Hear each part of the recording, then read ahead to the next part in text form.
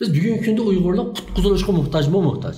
O'sha siyosiy kurashlarimizda, da'volarimizda qilayotgan barliq cho'ng kichik siyosiy, ijtimoiy va xususiy ibodatlarimizda faqat ixlosla qilsak, Alloh bizning mushu ixlosimizni qabul qilsa, hatto biz Allohni boshqacha aytganda, o'zimizning mushu pok g'uborsiz niyati, ixlosi bilan ta'sirlantira olsak, gerçi düşman qancha kuchli bo'lishidan qat'iy nazar, Alloh bizga butunlay yordam qilishi, bizni xuddi g'ordagilarni qutqizgandek, bizni qutqizishi mumkin.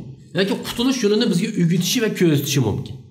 Hani 7-si oxirida biz ham bugungi kunda nəhayət çoğ bir məqsədimiz var. Yəni özümüzün vətənini qaytarıb eliş, özümüzün dövlətini quruş, yəni müstəqilligimizə erişiş, özümüzün siyasi, dini erkinligini qo'lga keltirish.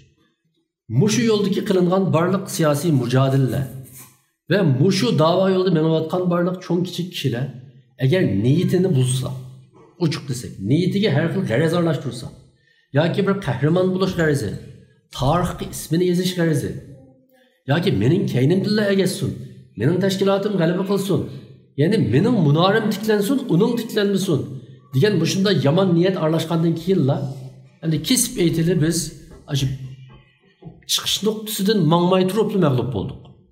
Bizga Xitoyning mudohala qilishining, aramizga josus deb qo'yishining hojati yo'q. Bizning mushu niyatimiz, mushu g'arazlarimiz, mushu maqsadlarimiz bizni mag'lub qilishga to'liq yetarli. Oxirida shuni eskartgim keldi. Jaloliddin Rumiyning bir gapini o'qigandim ayni vaqtda. Qalbni poklash, bir insonning qalbini poklash, xuddi hojatxonani poklashdanmi qiyin deb shunda degan. Bu gap ayni vaqtda menga ta'sir qildi. Men bayonma dedim.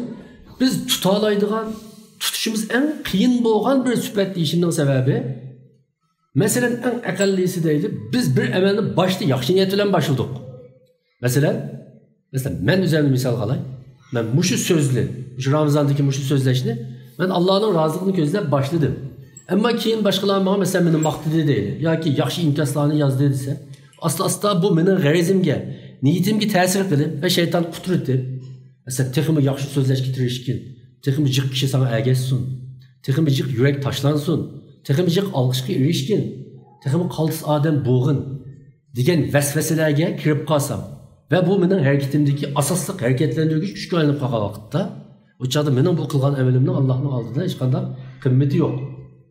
Ya'ni demakchi o'g'lim, biz namozni bir niyat bilan boshlab oxirida tugatib ola olamiz, Allohga shukr deb duo qilib qutula olamiz. Ammo boshqa amallarda her vaqt bizning nafsimiz ve shaytonimiz bizning niyatimizni buzib turadi. Bizning niyatdan iborat bu pokiza narsamizni her vaqt lay aralashtirib, su aralashtirib, uni g'uborsizligini o'zgartirib etib qo'ydi. Shunlashqa biz mangu her vaqt o'zimizning nafsi bilan jihad qilishga, ya'ni haqiqiy mujohid bo'lishga muhtoj. Peygamberimiz bir hadisida shunday degan: haqiqiy mujohid, ya'ni mujohidning kattasi o'zining nafsi bilan jihad qila olgan kishi degan. Oxirida bir usul bilan gapimizni oxirlashtiraylik. Ya'ni ixlosmand bo'lish o kadar taskin, endi qanday qilganda ixlosmandligimizni qo'ldan bermaymiz. Yoki bu xuddi nimaga o'xshaydi? Biz mashinada tuz yo'lda mangsak, pat-pat bizni uyqu besib qoladi. Shuning bilan mashinamiz asla yo'lning ikki tarafiga chiqib ketishga boshlaydi. Bir musulmon bo'lish mushu mashinani haydashga o'xshaydi. Ba'zi vaqtda uyqumuz keldi, shunga asta yo'lning sirtiga chiqib ketishga boshlaymiz. Bayam degandek, bir amallarni qilamiz, bu amallar bizni asta-asta ixlosimizni toydirib, bizni yomon yo'llarga, boshqa g'arazlarga boshlashga boshlaydi. Bunda vaqtda qanday qilamiz? Derhal uyqumuzni ochamiz, derhal rolni tortib yo'lning o'ttirig'iga kiramiz. Buning usuli nafsimiz bilan hisoblashib turish har vaqt. Har vaqt buni boshqalar deyishdan burun. Masalan, biz ibodatlarimizni bid'atdan poklaymiz deymiz. Qiroatimizni yaxshilash uchun tajvidimizni yaxshilaymiz, g'alati o'qishni tashlaymiz deymiz. Bu zohiriy ibodatlardagi islohot nihoyatda muhim albatta. Ammo meningcha eng muhimi bulardan muhim hatta. Bizning qalbimizdagi shu o'y g'arazlarni har vaqt pokizlab turish. O'yni qanday pokizlagan bo'lsak, masalan biz qaysi odam o'zining uyini, men bugun uyni pokizlab etdim, endi pokizlamsam bo'ldi deya oladi.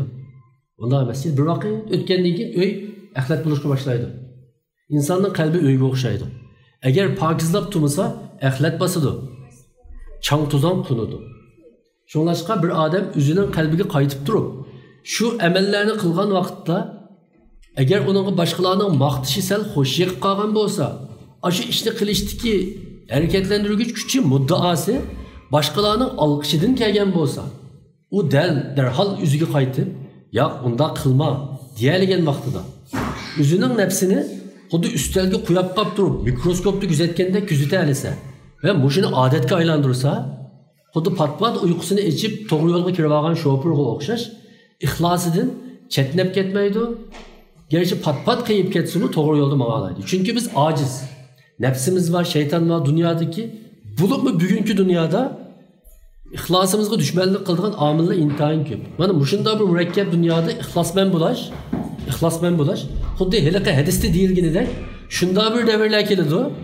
Musulmon bo'lash, ya'ni iymonda ching turish, alqanda cho'g'ni saqlagandanmi qiyin degan hadisga o'xshash, bugünkidek hamma narsangizni bozorga sog'ilib bo'ldigan. Her qanday ovozingiz, sadoyingizni dunyoga chiqarib bo'ldigan. Bunda bir davrda ixlosman bo'lash, boshqa dunyoviy g'arazlardan pokiza bo'lash, dal alqanda shu cho'g'ni saqlaganga o'xshash bir qiyin ish bo'ladi. Shu oxirida hammamizni Alloh ixlosman bo'lishga nasib qilsin. Shundaqla ixlosman bo'lgandan keyin men ajab ixlosman bo'lib ketdim-a deb, yine ixlosmanlikdan teyib ketishdan saqlasin.